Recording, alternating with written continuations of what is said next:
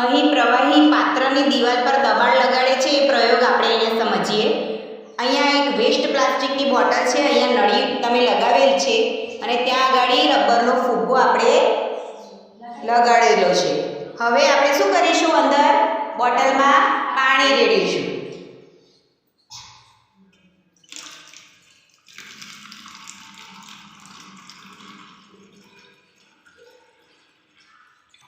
અહીં અડધી બોટલ ભરાયેલી આપણને જોવા મળે છે અને પાત્ર પર આ પ્રવાહીનું જે દબાણ લાગે છે એના કારણે આ ફુગ્ગો પણ થોડો ફૂલેલો જોવા મળે છે. હવે આપણે વધુ પાણી ઉમેરીશું.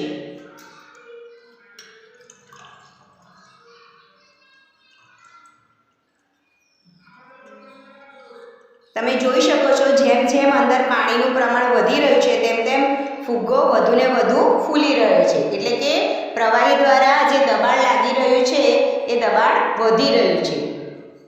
આપણે ફરી વધુ પાણી ઉમેરીશું.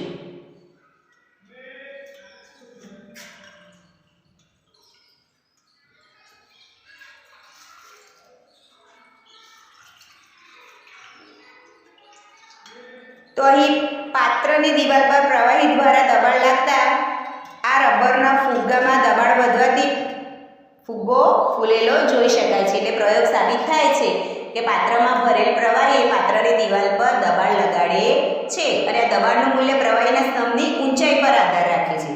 જેટલી ઊંચાઈ વધારે હોય એટલું વધારે પ્રવાહી સમાય અને દબાણ કેવું લાગશે, વધારે.